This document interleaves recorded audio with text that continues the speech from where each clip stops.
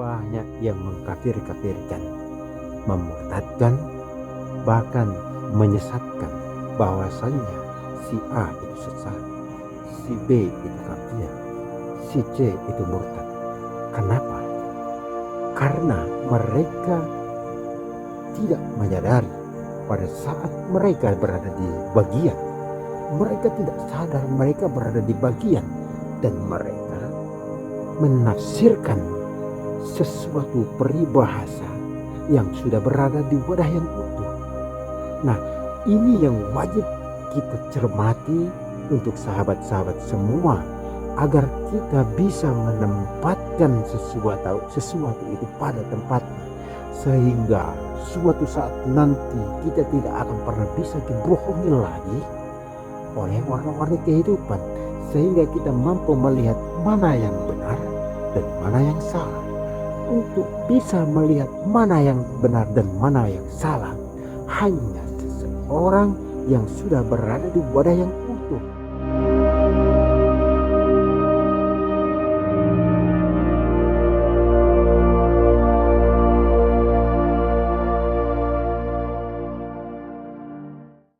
Assalamualaikum warahmatullahi wabarakatuh. Salam rahayu, salam sehat selalu untuk sahabat-sahabatku semua dimanapun kalian berada, dari Sabang sampai Merauke, dari Miangas sampai Pulau Rote.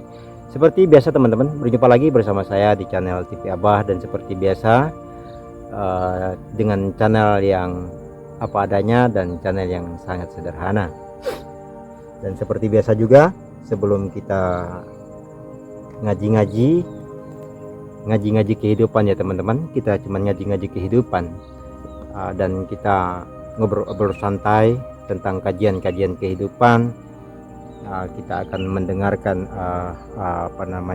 kajian Buya, dan kita mudah-mudahan kita mendapatkan kehikmat ataupun kita mendapatkan satu pelajaran dari tiap-tiap kajian yang sudah beliau tinggalkan untuk kita semua. Kita minum dulu teman-teman. Alhamdulillah. Tidak usah berlama-lama teman-teman, kita dengarkan saja kajian beliau yang satu ini.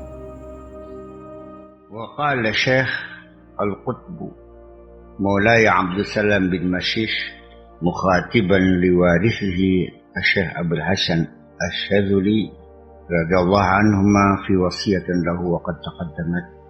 الشيخ القطب مولاي عبد السلام بن مشيش berbicara kepada pewarisnya, yaitu Abul Hasan Asy-Syadzuli yang terkenal dengan Thariqah Syadzuliyah, mengatakan dalam satu wasiatnya, haddid basar al-iman tajidillah ta'ala fi kulli syai. Pertajamlah basar keimanan, tajamkanlah pandangan keimanan, pasti engkau akan temukan Allah dalam segala sesuatu. Apapun yang kau lihat, di situ kau lihat Allah.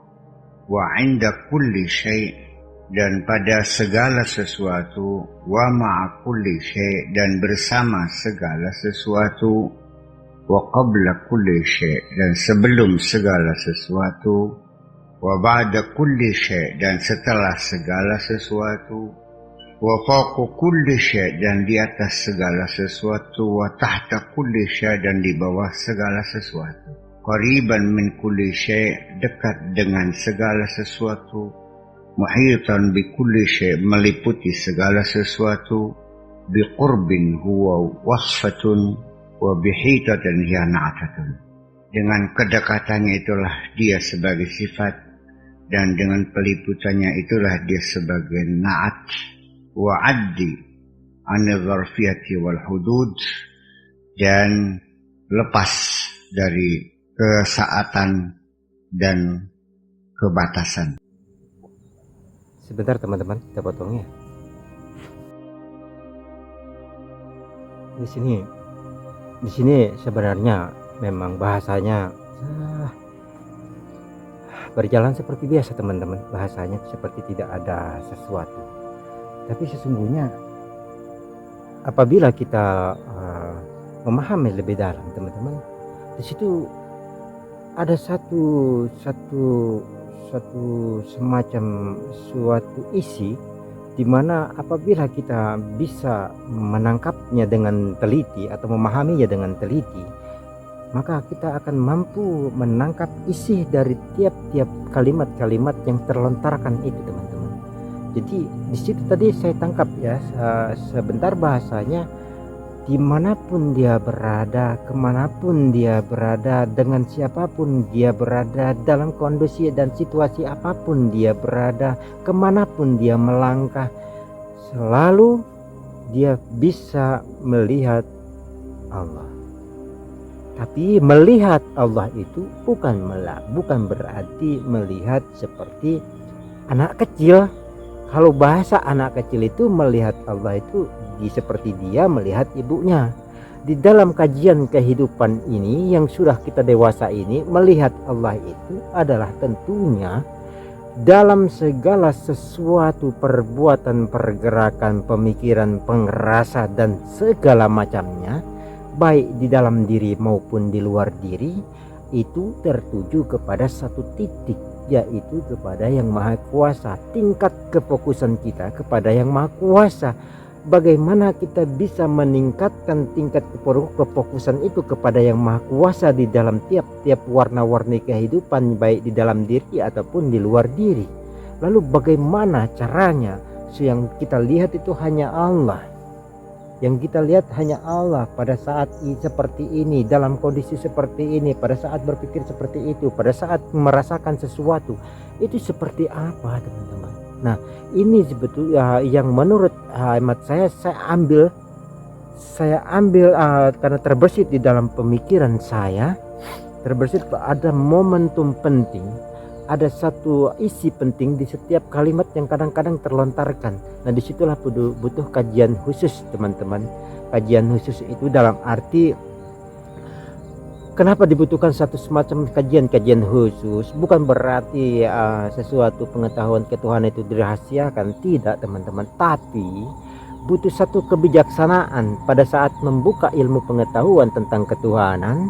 Karena yang pada saat kita hadapin sekarang ini, kita berhadapan dengan banyak orang dan kita berhadapan dengan banyak sekali pemikiran. Dari pemikiran yang SD, bahkan dari TK, SD, SMP, SMA dan selanjutnya ya, teman-teman. Disitulah butuhnya kajian khusus dengan artinya mempunyai wadah dan tempat tersendiri, sehingga tidak membuat satu kebingungan. Bukankah membuat satu kebingungan terhadap yang lain juga itu tidak baik, teman-teman? Kita lanjutkan. Wa 'anil amakini wal jihad, dan dari segala arah dan tempat.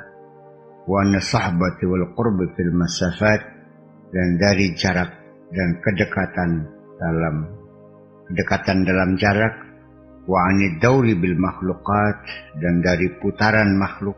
Wa mahkul kulli bi wasfil awal wal akhir wa zahir wal batin wa huwa, dan dialah yang mempunyai segala sifat awal dan akhir, zahir dan batin. Dia adalah dia. Kana Allahu wa la syai'a ma'ahu wa huwa al-an 'ala ma 'alaihi kan. Allah tidak ada bersama apapun, dan dia sekarang seperti dia pada asalnya. Artinya tidak ada perubahan dan pergeseran. Ya, seperti itulah Allah dari dulu sampai sekarang. Iya, nggak paham, ya udah gampang nanti diterangin. Sebagian mereka mengatakan, memperingatkan kalimat wa'addi, dari kata wa'addi tadi, ila akhirih, ala anna ma jara min kalamihi min al-dhuruf laisat bi zamaniyatin wala makaniyah, bahwa yang berlaku pada ungkapan dia tentang zaraf, tentang zaman, tentang zaraf, bukanlah zaraf zaman dan bukan zaraf makan. Li'annaha min jumlatil aqwal, karena itu adalah merupakan bagian daripada alam ini. Wa innama hiya umurun zawqiyatun, tetapi itu sifatnya adalah persoalan-persoalan yang bersifat rasa. Fa'taqid kamal tansih wa butlan tasbih. Yang perlu kamu yakini bahwa Allah Maha Suci dan sempurna kemahasuciannya, dan keserupaan, kemiripan sama sekali tidak benar. wa tamassak bi qouli azza wa jalla laisa kamitsli syai'un wa huwas samiul basir, bahwa dia tidak seperti apa-apa, dia maha mendengar dan maha melihat. Bahwa semua yang kita ungkapkan dengan sebelum segala sesuatu, saat di atas segala sesuatu, itu semuanya dalam perusahaan hanya sekedar persoalan rasa saja. Jadi pada akhirnya bahwa Allah tidak bertempat, tidak bisa dikatakan di mana, di sebelah mana, di atas mana, karena Allah meliputi segala sesuatu. Ya Allah ya ada, sehingga mana adanya di mana-mana, kapan saja, di mana saja, bersama siapa saja, di atas segala apa saja, Allah selalu ada. Sebentar teman-teman. Allah selalu berada di mana saja dan tidak bertempat, tapi bisa berada di mana saja dan juga tidak bertempat. Ada di mana-mana dan meliputi segala sesuatunya. Ini bahasa, sebenarnya bahasa ini kalau menurut hemat saya teman-teman, apalagi kalau yang mendengarkan adalah orang-orang yang masih betul-betul masih awam, mohon maaf mungkin masih awam seperti saya juga, itu agak kebingungan karena saya merasakan teman-teman, bagaimana ya Tuhan itu tidak di mana-mana tapi di mana-mana, seperti seolah-olah Tuhan itu di mana-mana itu banyak. Nah, ini menurut hemat saya teman-teman, agar ilmu pengetahuan ini bisa disimpulkan, disederhanakan, ya hanya sekedar pengibaratan saja, penyederhanaan, bahwasanya disitulah Tuhan di mana-mana tapi tidak kemana-mana itu ya teman-teman. Tuhan itu maha dekat, bahkan betul-betul saking dekatnya kita tidak melihat. Katanya Tuhan itu bisa di bawah dan bisa di atas, di mana-mana, seperti seolah-olah Tuhan itu banyak. Jadi seperti ini ya teman-teman kesimpulannya menurut opini saya, bahwasanya Tuhan di mana-mana tapi tidak di mana-mana itu tentunya masuknya di dalam empat satu perbuatannya, pensifatannya, asmanya, dan zatnya maksudnya itu teman-teman. Jadi Tuhan di mana-mana tapi tidak kemana-mana. Tuhan maha meliputi segala sesuatunya. Ya tentu gimana tidak maha meliputi teman-teman. Tentu Tuhan berada di mana-mana tapi tidak di mana-mana. Termasuk saya sendiri berbicara. Bukankah Dia yang maha berbicara bahasanya?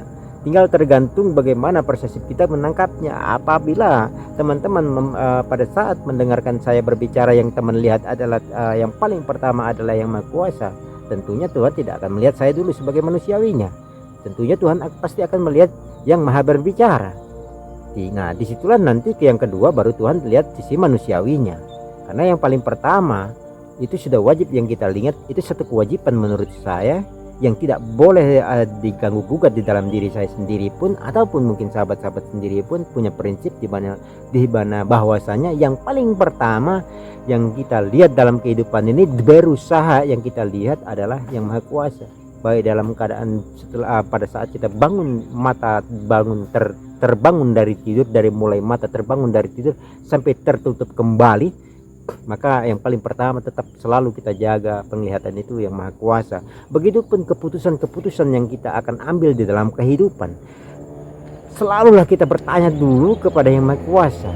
Selalulah kita terkoneksi dulu pada saat kita mengambil keputusan apapun itu, sehingga kita mudah-mudahan terbimbing, terbiasa, terlatih, bahkan sampai nanti kita bisa merasakan manisnya kebersamaan kepada yang Maha Kuasa. Melalui apa? Tentunya melalui daripada perbuatannya, pensifatannya, asmanya dan zatnya itu sendiri. Makanya disitulah teman-teman bahwasanya Tuhan di mana-mana tapi tidak kemana-mana.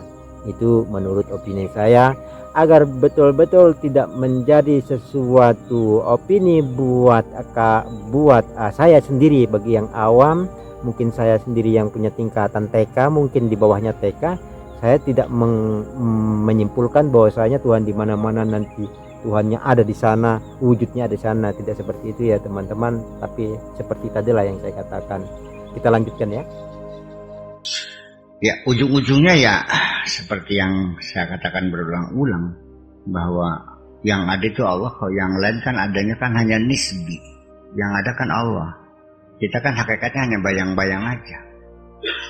Jadi apa yang kita lihat sekarang ini adalah hanya bayang-bayang aja kok. Dan adanya kan nisbi. Kenisbian kita inilah bahwa dari sisi waktu aja saya tanyakan dulu. Ustaz Salim dulu ada enggak? Sekarang, lalu nanti. Nah, adanya itu di antar jarak zaman yang sekian triliun dan tak terhingga. Di tengah-tengahnya muncul Ustaz Salim selama 60 tahun, 70 tahun, taruhlah 100 tahun. Ya kan nggak ada apa-apa. Apalagi itu jarak waktu yang tak terhingga. Jarak tempat yang tak terhingga. Kalau umpamanya dari sini ke Mekah saja, apalah artinya jarak 1 cm? Ya kan nggak ada artinya. Apalagi itu yang tak terhingga. Keberadaan kita kan hanya sementara aja dan sangat singkat sekali.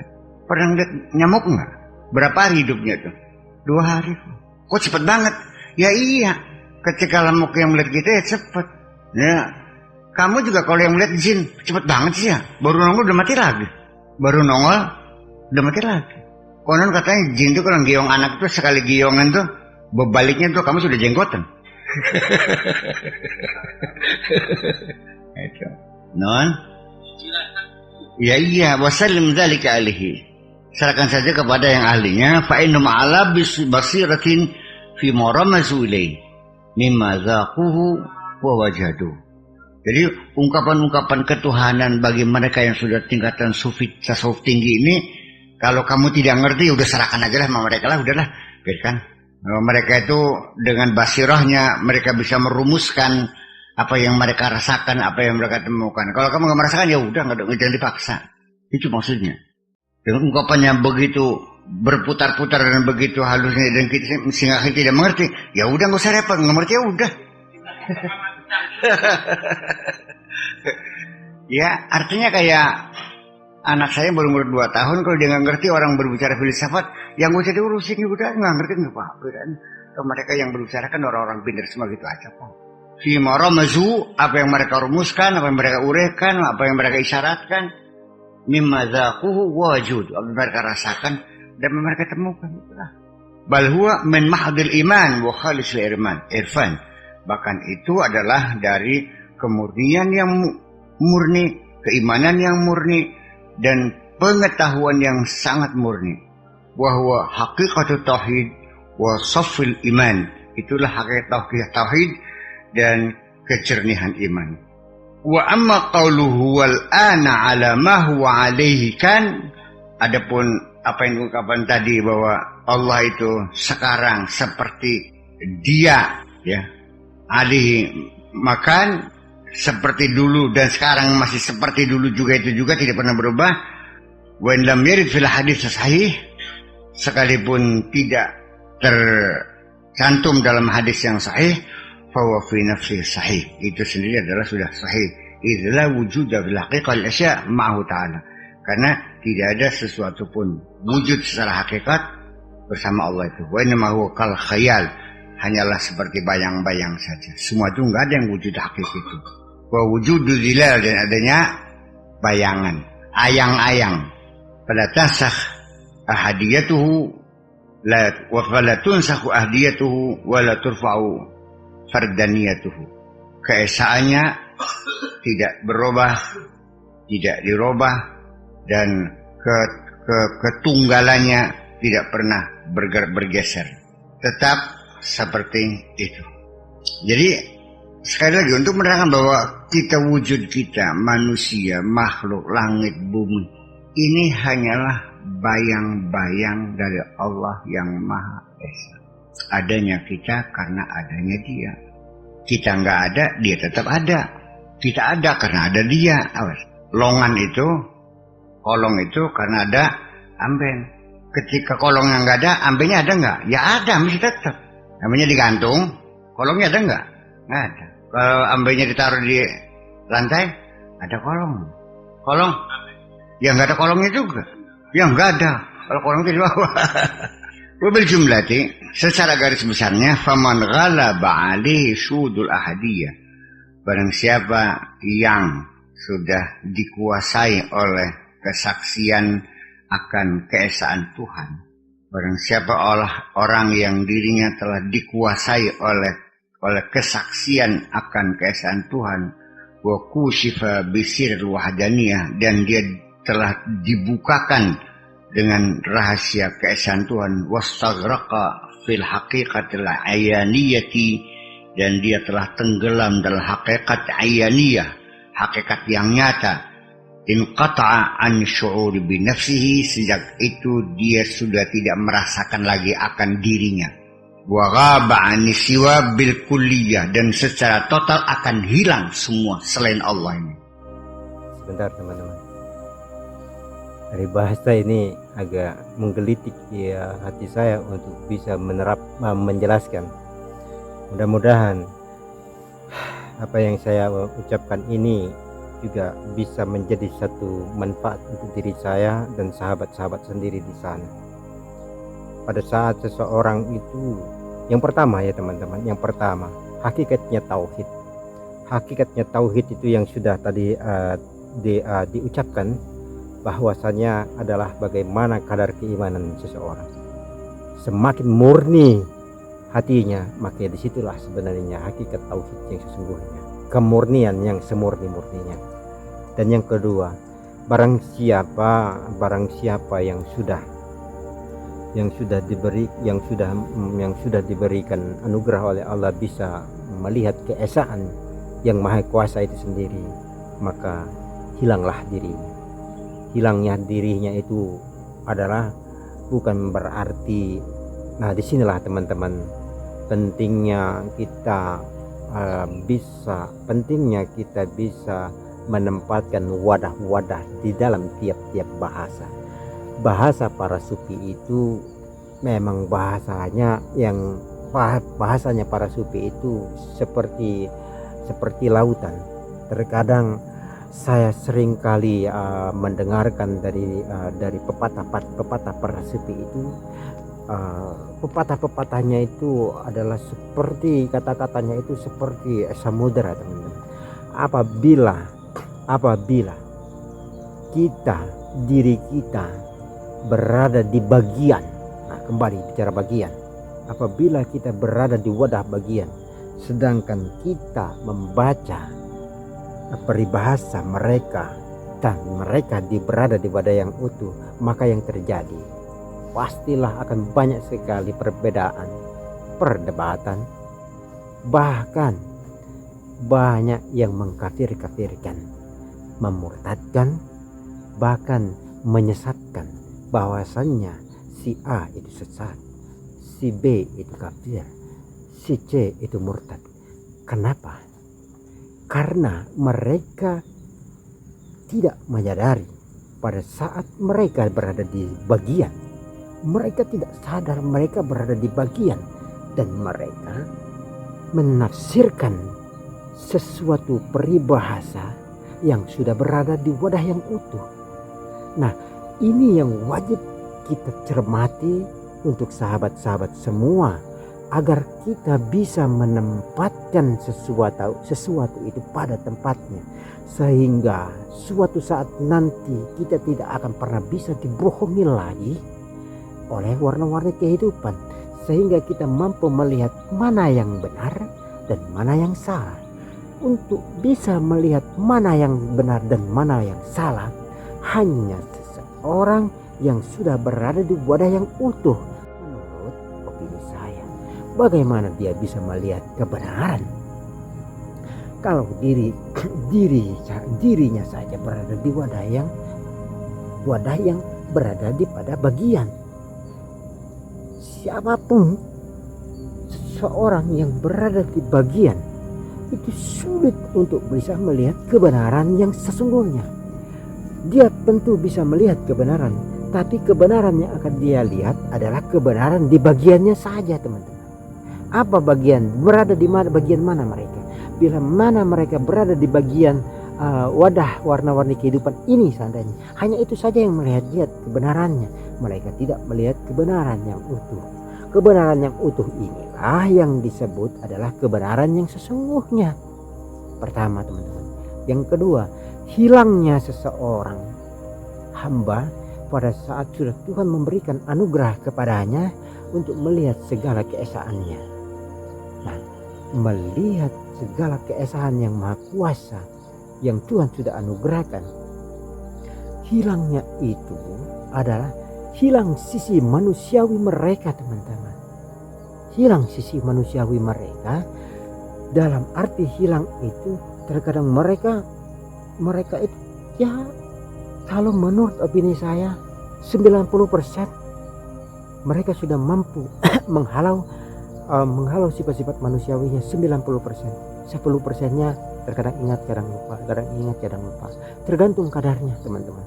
Manusia itu ada, mungkinkah ada yang 100% orang itu betul-betul hilang sisi manusiawinya dan mereka hanya ingat kepada yang Maha Kuasa? Ya, kenapa tidak? Bila Tuhan menghendaki. Kembali lagi, teman-teman. Tapi untuk saya,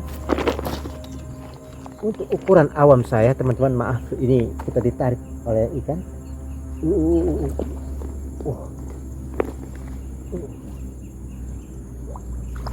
Wah. Untuk ukuran saya sebagai orang awam, teman-teman, ya tentunya ya paling cuman 20%. Saya terkadang ingat lupa, ya sama-sama belajar lah, teman-teman. Oke, kita lanjutkan. Nggak kelihatan lagi. Terus beli ke Dilang Taryono, udah nggak kelihatan Salim, nggak kelihatan Mas Epe, nggak ada presiden, nggak ada jenderal. Wa in radda ila syu'uri bihi, kalaupun dia kembali ada muncul kesadaran dirinya, rasanya muncul lagi, ra'ahu qa'iman bihi, itu pun keberadaannya berdasarkan kepada keberadaan Allah. Merasakan dirinya ada itu adalah merupakan kelanjutan dari kesadaran akan adanya Allah. Wa zahiran fihi bihi, dan dia zahir, dia nampak, itu adalah dengan kezahiran Allah. Wa hukman min ahkamihi, dan juga berdasarkan dari ketentuan Allah. Wa qala fi Lataifil Minani, dan beliau mengatakan dalam kitab Lataiful Minan, wa asbahu syai'in biwujudil kainat idza nazarta ilaiha bi'ainil basirah wujudul zilal wa zil, wujudul zilali wa zil. Mirip, sesuatu yang mirip dengan adanya kainat, makhluk-makhluk yang ada di bumi ini, apabila kau melihatnya dengan mata basirah, yang kelihatan adalah bayang-bayang saja.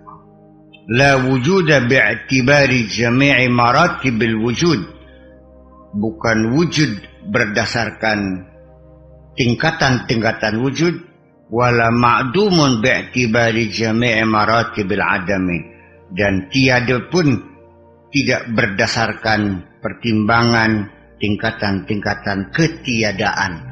Ada yang membahas misalnya mulak-mulak muter-muter, yang tidak lazim untuk di Indonesia akan begitu, memang sulit begitu. Makanya sekarang sulit kalau cerita agama dengan bahasa Arab, saya mungkin lebih mudah ngomongnya daripada pakai bahasa Indonesia. Angel sih. Ya sudah, sekarang mah wa idza sabata zilliyatun lil asari lam tansah ahadiyatal mu'siri. Kalau memang bayangan makhluk yang ada ini ada, sabata tetap, apa zilliyatun lil asar, ada bayangannya, ada bekasnya, benda ini ada bayangannya, lam tansah ahadiyatal mu'siri, lam tansah ahadiyatal mu'siri, itu tidak meniadakan, tidak menasah keesaan yang mencipta, yang menciptakannya. Lianna syai'a, karena segala sesuatu itu innama yashfa'u bimislihi wa yudammu ila syaklihi, karena sesuatu bisanya wujud itu karena dia dilengkapi dengan yang serupanya dan dikumpulkan dengan yang sejenisnya. Kadzalika aidan, demikian juga man syahida dzilliyatal athar lam taqihi 'anillah, lam ta'iqhu 'anillah. Barang siapa yang menyaksikan bayangan dari makhluk asar ini, makhluk semesta ini, dia tidak akan menghalangi untuk melihat Allah Faina zilal asyar fil anhar, karena bayangan-bayangan pohon yang ada di sungai-sungai, ada bayangannya. La ta'uqu sufuna anitasyar, bayang itu tidak akan bisa menghalangi mangsa ketabrak. Nggak mungkin bayangan pohon di sungai itu ditabrak oleh kapal. Waduh, yo, ketabrakan ayang-ayangan nggak mungkin ada. Kalau tabrakan ya pohonnya, nabrak pohonnya. Kalau bayangnya sih nggak bisa menghalangi apa-apa. Wa min hahuna tabayyana laka, dari sini jelaslah buat kamu, annal hijaba laisa amran wujudiyan. Jadi hijab itu, tabir yang menutupi matamu itu bukan sesuatu yang ada secara konkret, yang menutup bainaka wa bainallah, yang menghalang-halangi antara dirimu dengan Allah, sehingga sampai sekarang kamu belum bisa melihat Allah. Hijabnya itu ya kayak bayang-bayang juga sebetulnya sih. Ketutup maka tutup. Kalau kamu punya keberanian untuk melangkahnya, ya bablas juga nggak bisa, akan tembus juga pada akhirnya. Tuh, walau kana bainaka wa bainahu hijabun wujudi, la lazima an yakuna aqraba ilaika minhu wa laysa aqraba min Allah. Dan kalaupun antara kamu dengan Allah itu ada hijab yang betul-betul konkret ada, anggaplah tembok, la lazima an yakuna aqraba ilaika minhu, pasti Allah itu lebih dekat daripada tembok itu kok. Walaysa aqrab min Allah, enggak ada sesuatu yang lebih dekat dengan Allah. Farajat hakikat hijab la tawahumil hijab. Jadi hakikat hijab itu adalah ya kembali kepada dugaan hijab itu hanya ilusi saja sebetulnya. Ya tapi ya bertahun-tahun tetap aja mata kamu buta, nggak bisa melihat kebenaran. Sebentar ya teman-teman. Kita ini sebenarnya memang aslinya ilusi. Menurut opini saya teman-teman, kita ini adalah ilusi. Kita ini bayang-bayang. Tidak mungkin bayang-bayang bertabrakan dengan bayang-bayang. Namanya bayangan bertabrakan dengan bayangan, ya nggak bisa, hanya bisa lewat. Yang bertabrakan itu sebenarnya adalah yang maha kuasanya, memberikan satu benturan terjadinya kenyataan itu adalah yang maha kuasa. Kita ini bayang-bayang yang tidak ada. Jadi pada saat berbenturannya bayang-bayang dengan bayang-bayang, ya tidak akan terjadi perwujudan benturan, yang hanya adalah proses lewat. Karena kita bayang-bayang, ilusi. Nah, yang mendohirkan benturan terjadi secara fakta nyata itu sebenarnya yang maha kuasa, teman-teman. Ya, disitulah sebenarnya memang macam-macam hijab teman-teman ya, hijab rasa dan segala macam. Yang terpenting menurut hemat saya teman-teman, menurut hemat saya, kita perlu melatih dari seluruh indera kita, baik di dalam diri ataupun di luar diri, baik dari sesuatu pergerakan terkecil ataupun pergerakan yang terbesar, baik daripada sesuatu yang paling halus maupun sesuatu yang paling kasar. Belajar mencermati itu masuk kepada satu titik. Titik adalah titik fokus. Nanti pada saat kita sudah melatih diri untuk bisa belajar fokus, ya tentunya dampaknya sungguh luar biasa. Contohlah, kalau anak-anak saja belajar, kalau sudah mencapai titik fokus pada saat mereka belajar tentang pelajaran mata pelajaran apapun, mereka akan merasakan kenikmatan kok. Itu gambarannya teman-teman. Apalagi pada saat untuk kita yang sudah, mohon maaf, untuk kita yang sudah cukup umur, ya masa kita tidak bisa merasakan manisnya keimanan kalau kita sudah belajar fokus 1 kali 24 jam selagi kita masih diberikan kesempatan dalam kehidupan ini. Pada saat kita menjalani mengarungi samudera kehidupan ini, selagi kita diberikan kesempatan, maka jangan pernah sia-siakan kesempatan itu, karena sang waktu tidak akan pernah ada sang waktu yang bisa mundur. Kita lanjutkan teman. Oke, dengarkan baik-baik biar lebih jelas paham. Kenapa sampai sekarang engkau belum bisa mengapresiasi kehebatan orang lain, kebolehan orang lain, bahkan jasa orang lain? Kenapa? Apa yang menghalanginya kamu tidak mengakui kehebatan orang lain? Selalu saja ketika saya memuji orang lain, kamu tidak suka. Ya nggak ada apa-apanya. Ya kecil tuh sih. Gue juga tahu modalnya. Kenapa selama ini kau tidak mau mengakui kebesaran orang lain? Sebabnya karena kamu sombong persoalannya. Gue merasa diri paling hebat. Antara dirimu dengan kehebatan orang lain di tengah-tengah tertutup oleh kesombonganmu.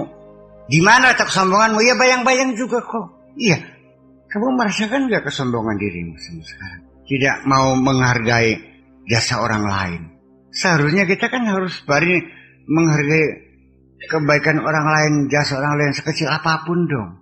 Tapi kenapa tidak kau lihat itu semuanya? Kehebatan Man Kadim, siapa yang bisa melihat? Nggak ada. Kecuali seseorang yang sudah tidak mempunyai rasa sombong. Selagi masih sombong, ya Man Kadim derajatnya apa sih? Bisanya apa sih? Baca Quran aja masih pelok, Fatihah aja masih wala bedolin. Sehingga dia yakin sholatnya nggak diterima, kan begitu? Ya kan begitu. Itu karena itu. Kenapa? Karena kamu merasa bisa ngaji. Ya, karena kamu bisa baca kitab kuning. Jadi kalau ada orang sebaik apapun agamanya, kalau nggak bisa baca kitab kuning, ya nggak level di dalam pikiran kamu kan. Jadi kan halangan.